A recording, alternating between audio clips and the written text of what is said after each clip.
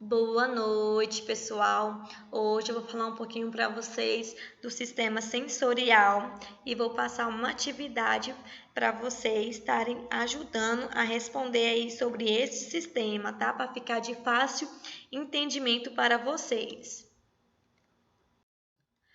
Bom, eu trouxe uma definição, né, do sistema sensorial e como vocês podem observar aí nessa imagem, por meio dos nossos sentidos, o nosso corpo pode perceber tudo o que nos rodeia, de acordo com as sensações e decide o que lhe assegurar a sobrevivência e integração com o meio ambiente. Então é importante a gente saber que nós seres humanos, nós apresentamos 5 órgãos que permitem esse contato com a interação com o meio ambiente, tá?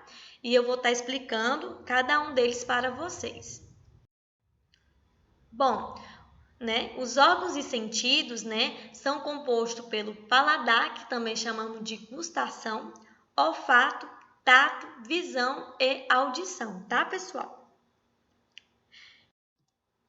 E nós vamos começar a falar um pouquinho do paladar, que também chamamos de gustação. Então, como vocês podem observar, a gustação ela é uma função da língua, embora regiões da faringe, palato e epiglote também tenha alguma sensibilidade. Então, como vocês podem observar aí, a língua ela apresenta duas superfícies. Elas também são chamadas de dorsal e ventral. Dorsal vai conter uma numerosa rugosidade chamada de papilas linguais. E a ventral vai apresentar-se relativamente uma textura mais lisa. Então, é importante a gente lembrar que as papilas linguais, elas são especializadas em sentir o que? O gosto, pessoal. Então, elas são definidas em 4 tipos básicos, que são o amargo, o ácido, o salgado e o doce. E é importante a gente entender que cada sabor é um sentido de maior intensidade em uma determinada região da língua. Então, como vocês podem observar, o doce aí, nessa imagem, eles são percebidos com maior intensidade na ponta da língua, tá, pessoal? O azedo é mais percebido nas bordas e o amargo tem um sentido assim mais no sentido mais da base, tá? Da língua. Aqui, eu trouxe essa imagem para vocês verem anatomicamente, uma língua. A língua eu trouxe as papilas gustativas, tá? As terminações nervosas, as células gustativas, tá? O epitélio, o botão gustativo. Então, essa anatomicamente aí, representa a parte do paladar e da gustação, que também chamamos de gustação, tá, pessoal? E aqui, pessoal, nós temos o olfato. O olfato é um epitélio olfatativo humano que contém cerca de 20 milhões de células sensoriais. Então, é importante a gente lembrar que as fossas nasais, elas são responsáveis pelo quê? Pelo olfato.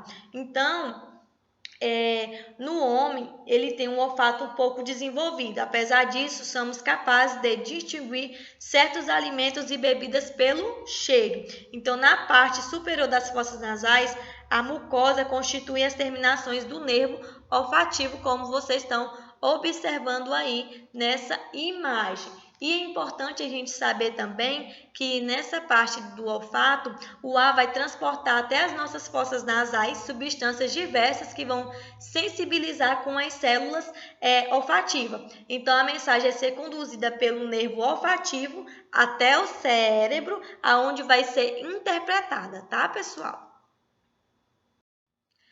E aqui, pessoal, nós temos a audição, que aí é a capacidade de ouvir os nossos sons. E ela é responsável, pela audição. Ela é dividida em 3 partes: orelha externa, orelha média e orelha interna, como vocês podem observar nessa imagem. E eu vou estar explicando cada uma delas para vocês. Aqui nós temos a orelha externa, pessoal. A orelha externa ela é formada por 2 partes, pavilhão auditivo e pelo canal auditivo externo. Então, toda a orelha é constituída por um tecido cartilaginoso recoberto por pele, exceto o lobo. como vocês podem ver nessa imagem aí. Então, no pavilhão auditivo, é formado por cartilagem à pele. Então, ela tem essa função de captar os sons, direcionando para o interior do conduto auditivo. E aí nós temos o canal auditivo, que também chamamos de meato acústico externo, que é o canal que vai conduzir o som para o interior do ouvido, tá, pessoal? Essa aí é a parte da orelha externa, como vocês podem ver na imagem. E aqui nós temos a orelha média, pessoal. A orelha média, como vocês podem observar nessa imagem aí, a membrana tipânica, ela vai entrar em vibração ao ser atingida por ondas sonoras. E os três ossinhos são martelo, bigorna e estribo, que vão entrar em contato com esse movimento. Então, a função deles é receber o quê? A vibração da membrana tipânica. Então, o ouvido médio vai sair um canal da tuba auditiva que vai até a faringe. E a sua função é manter a pressão da caixa do tipânico igual à pressão da atmosférica, tá, pessoal? E aí nós temos aí, né, a membrana titânica, que ela tem essa função de entrar em vibração com a membrana tipânica, a orelha média. A orelha interna, pessoal, né, que também chamamos de ouvido interno ou orelha interna, é as vibrações que vão ser transmitidas para a cóclea. É importante a gente lembrar que a cóclea é um canal que mede aproximadamente 2,5 metros, tá? Com uma forma espiral. E em seguida eles são enviados para o cérebro pelo nervo auditivo, para não cairmos com facilidade dos órgãos. E são de extrema importância os canais semicirculares, que são canais que contêm 3 tubos, né, em forma de círculos, e os vestíbulos, que tem essa cavidade aí, que vai separar o ouvido médio da janela oval, como vocês podem observar aí nesta imagem. E aqui nós temos o que, pessoal? A visão, que são os órgãos que são responsáveis pela nossa visão. Então, temos 2 glóbulos oculares e cada um é formada por 3 membranas, que eu vou estar explicando mais lá na frente. E como vocês podem observar aí, nós temos as pálpebras, que vão servir para proteger os olhos, vai distribuir lágrimas e remover corpos estranhos dos nossos olhos. Os cílios vão proteger o olho das poeiras suspensas no ar e as sobrancelhas vão fazer com que impede que o suor da testa entre nos nossos olhos, tá bom, pessoal? E aí nós temos as glândulas lagrimais, que é muito importante também no nosso sistema sensorial, tá, pessoal? Então, como vocês podem observar aí nessa imagem, ela vai produzir lágrimas continuamente e esse líquido é espalhado pelos movimentos das pálpebras, viu, pessoal? Então, ele vai lubrificar o nosso olho. E é importante a gente lembrar que quando choramos, o excesso de líquido vai descer pelo canal lagrimal e vai ser despejado nas fossas nasais em direção ao nosso nariz exterior, tá, pessoal? E aqui nós temos um olho humano, né, que é composto aí pelas membranas esclerótica, que é a membrana mais externa do olho, como vocês podem observar na imagem, a caróide, que é bastante vascularizada, e a retina, que é a camada mais interna, escura e sensível do nosso olho, tá, pessoal?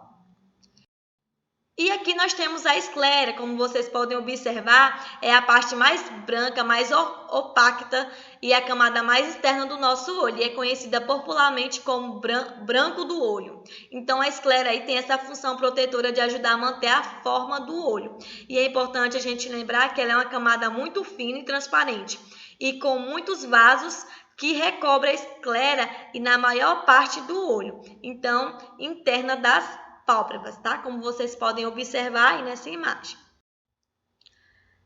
Aí, pessoal, nós temos a córnea, uma parte mais transparente do olho. E como vocês podem ver, ela forma tipo, como se diz entre aspas, né? Vidro de relógio. Então, ela tem essa superfície maior de poder ter essa refração do olho e vai visar a imagem mais nítida na retina e vai proteger a parte anterior do globo ocular.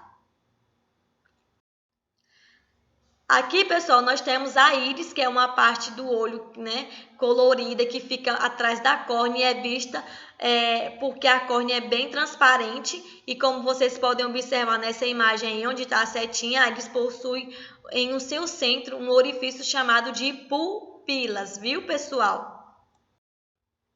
E aqui nós temos as pupilas, como vocês podem observar aí na imagem, né? A pupila também é chamada popularmente de menina do olho. Ela vai regular a entrada de luz no olho e vai contrair-se em ambientes iluminados no escuro, né? Então, como vocês podem observar aí nessa imagem.